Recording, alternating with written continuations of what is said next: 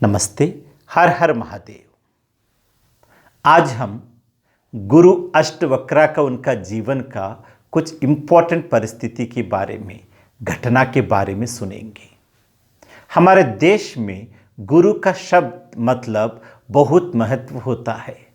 सिर्फ शब्द को, वो गुरु होने का वो गुण, वो संस्कार, चैतन्य जिसके अंदर होता है उसको और ज़्यादा वैल्यू होता है, क्योंकि जिस जगह में एक महान गुरु बैठते हैं उनके पास ऐसे ही बढ़िया शिष्य होता है, वो समाज में बहुत परिवर्तन लेके आ सकते हैं। ये अष्टवक्र वो महान गुरु था। वो कौन सा युग का? त्रेता युग का। राजा जनक, सीता देवी का पिताजी था वो। उनका गुरु था अष्टवक्र। अष्टवक्र जब उनकी माँ के गर्भ में रहने के समय उनका पापा वो ऋषि कहोल इतना बड़ा महान था। उनका बेटा, उनका संस्कार बहुत बढ़िया होना है। महान संस्कार, महान चैतन्य, महान व्यक्ति का जन्म होना है। यही संकल्प के साथ उनके पत्नी को डेली सुबह से रात तक लगातार आध्यात्मिक ज्ञान सिखाते ही रहता था। ऐसे ही लगातार बढ़िया हो रहा था। एक दिन वो कुछ बोलने में कुछ गलत किया था ऋषि कहोल, और गर्भ में जो था अष्टवक्र वो जो बोल रहा था उसको मना किया था। और गुस्सा में ऐसे बोलते हैं ऋषि कहोल, आप जन्म भी नहीं लिया, पापा को ज्ञान सिखाने के लिए तैयारी हो गया। तुरंत उनको श्राप देते हैं, आपका शरीर में अष्टवक्र होता है, ये मेरा श्राप है। लेकिन अंदर जो बच्चे हैं उनका संस्कारास में, उनका चैतन्य में कोई भी प्रभाव नहीं होता है नकारात्मक रूप में। लेकिन उनका पापा बहुत बढ़िया ऋषि होने की वजह से वो श्राप उनका शरीर को पूरा प्रभाव करते हैं। गर्भ में रहने के समय ही उनका शरीर में 8 जगह में पूरा वक्र हो जाते हैं, इसलिए उसका नाम हो गया अष्टवक्र। वो जन्म होने के बाद उनको देखते हुए उनका माँ बहुत दुखी हो जाते हैं। उनका पापा को भी ऐसे है कि लगातार मेरा एक छोटा सा अहंकार और गुस्सा का प्रभाव, अभी मेरा बेटा अष्टवक्र हो गया। हमेशा पश्चाताप होता है पापा को। ऐसे ही उनकी माँ वो बड़े होते हुए देखते हैं, उनका चैतन्य भी महान है, संस्कार महान है, वो देख के बहुत खुश होता है। लेकिन अष्टवक्र ऐसे है कि पैर भी वक्र है, ऐसे कमर भी वक्र है, ऐसे ही हाथ भी वक्र है, पूरा वो ठीक से बैठने का भी मुश्किल, ऐसे ही खड़े होने का भी मुश्किल। हमेशा क्या होता है, उनके हाथ में लकड़ी लेके वो ऐसे ही चलना है, खड़े होना है, नहीं तो नहीं जा सकते हैं। सभी को पता है वो कितना बड़ा महान है। लेकिन कभी भी वो बाहर जाते हैं, उनका पापा के साथ जाते हैं और वापस आते हैं। ऐसे ही एक बार वो राजा जनक का दरबार में जाते हैं। राजा जनक को क्या है कि उनका बचपन से संपूर्ण जीवन मुक्ति होने का, आत्मज्ञान का, आत्म साक्षात्कार का उनको बहुत ज़्यादा तड़प होता है। उसकी वजह से क्या करते हैं, साल में 2 बार 3 बार पूरा देश में जो जो महान व्यक्ति है, गुरु है, उन सभी को बुलाते हुए वो स्पिरिचुअल कंपटीशन के जैसे रखते हैं। ऐसे उस बार उनका पापा ऐसे ऋषि कहोल के साथ ऐसे अष्टवक्र भी जाते हैं। वो सुबह से शुरू होता है, बहुत समय तक एक एक महान खड़े होके उनका अनुभूति और उनका ज्ञान ऐसे ही बोलते रहते हैं। राजा जनक को ऐसे है कि कोई भी एक गुरु, मुझे छोटा सा दीक्षा मिल गया, मुझे आत्म साक्षात्कार हो जाते हैं। उसी एकाग्रता और तड़प के साथ सभी को सुनते ही रहते हैं। ऐसे उसी समय अचानक कोई गुरु कुछ बोलने के समय अष्टवक्र खड़े होता है, उनका लकड़ी पकड़ के। ठीक से खड़े होने का भी नहीं होता है।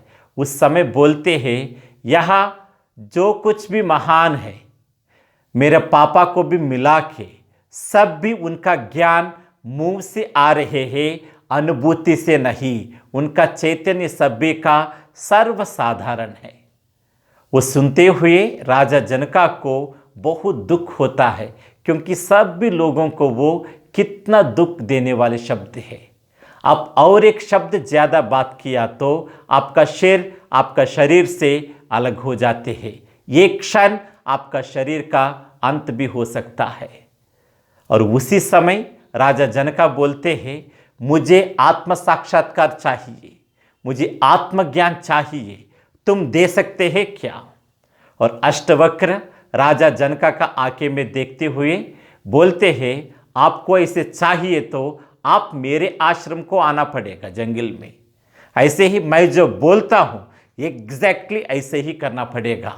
जरूर आपको आत्म साक्षात्कार इसी जन्म में हो जाएगा।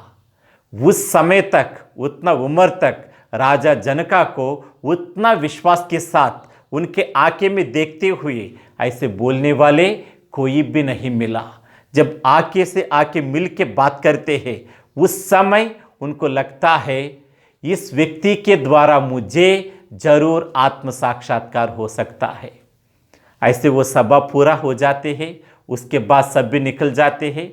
ऐसे ही उनका राज दरबार का जो जो जिम्मेदारी होता है वो पूरा कंप्लीट करके ऐसे ही जंगल में उनके आश्रम में जाने के लिए वो निकलते हैं। ऐसे जाते जाते हुए बहुत समय लग जाते हैं और राजा जनका उनके साथ कुछ सैनिक लोगों को भी लेके जाते हैं। वो सैनिक उनसे अलग हो जाते हैं। ऐसे आखिर में राजा जनका ढूंढते ढूंढते हुए अष्टवक्र का आश्रम के पास पहुंचते हैं। जैसे भी पहुंचते हैं, अष्टवक्र राजा जनका के लिए इंतजार कर रहा था और राजा जनका ऐसे अष्टवक्र को प्रणाम करने के लिए उनका घोड़े से ऐसे ही उतरने के लिए एक पैर ऊपर उठाते हैं और उस समय अष्टवक्र कहते हैं, रुको। यह क्या है कि वो जब रुकने के लिए बोला था, उनका मन इस जन्म का नहीं, बहुत जन्मों से जो जो कमजोरी संस्कार, जो जो बढ़िया संस्कार, जो बुरा कर्म, अच्छा कर्म, उनका जो जो पहचान है, पापा के रूप में, बेटा के रूप में, राज दरबार के साथ, राज्य के साथ, राजा के रूप में, पति के रूप में, सब भी पहचान, पूरा विचारधारणा, भावनाएं ऐसे उसी समय रुक गया था। क्योंकि राजा जनका का उस जन्म में वो तड़प दिल से क्यों हो रहा है? उस जन्म में उनको आत्म साक्षात्कार और आत्मज्ञान का प्रिपरेशन बहुत जन्मों से हो गया था। यह एक ही बात है। कुछ लोग कहते हैं ऐसे उतरने के समय में अष्टवक्र ने बताया, रुको। एक पैर ऐसे ही ऊपर था, एक पैर ऐसे ही घोड़ा के ऊपर था। ऐसे ही हवा में कुछ लोग बोलते हैं कुछ क्षण ऐसे रुका था, वो ऐसे ही आत्म साक्षात्कार, ऐसे आत्मज्ञान बन गया, आत्मज्ञान मिल गया। और कुछ लोग बोलते हैं कि ऐसे ही उसी दशा में वो बहुत दिन, बहुत महीने ऐसे ही रह गया था। और कंप्लीटली ऐसे वो रहने के समय उनके अंदर पूरा क्या चल रहा था? दीक्षा और प्रक्रिया। जैसे भी उतरते हैं, अष्टवक्र को वो साष्टांग प्रणाम कहते हैं, मेरे जन्म धन्य हो गया। ऐसे कभी आपको आपके जीवन में राजा जनका को जैसे तड़प है, आपको भी ऐसे ही अनुभूति शुरू होने का, ऐसे ही आत्मज्ञान और साक्षात्कार होने का अपने आप होता है। इसलिए आपके अंदर तड़प बहुत जरूरी है। ऐसे आप यहाँ इस कहानी से क्या देखना है? बाहर का रंग, रूप, आपका आध्यात्मिक विकास के लिए कोई भी मतलब नहीं, कोई भी रुकावट नहीं। ऐसे ही दूसरा, आप जो गुरु बोलते हैं एग्जैक्टली वो करने का। अष्टवक्र ने राज्यसभा में क्या बताया था? मेरे पास आइए, मैं जो बोलता हूँ वो करना है। एग्जैक्टली वो आने का देखा, इंतजार कर रहा था, रुको बोला, ऐसे ही शारीरिक रूप में नहीं, मन भी रुक गया, चैतन्य का विकास भी हो गया। ऐसे राजा जनका को हुआ, आपको भी आध्यात्मिक तड़प शुरू होने के लिए, वो संस्कार शुरू होने के लिए, ऐसे ही आपके अंदर भी आत्म साक्षात्कार और ज्ञान होने के लिए पार्वती परमेश्वर को मैं प्रार्थना करता हूँ और आशीर्वाद देता हूँ। नमस्ते।